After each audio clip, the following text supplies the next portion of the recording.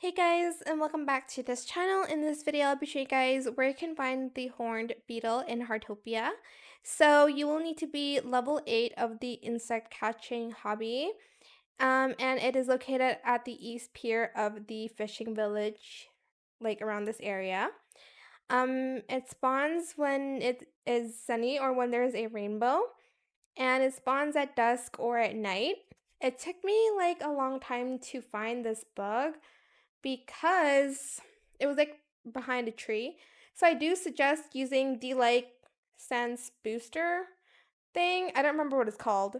Um that you are able to buy from Naniwa, and it is located like around this area for me. It could be different for you guys.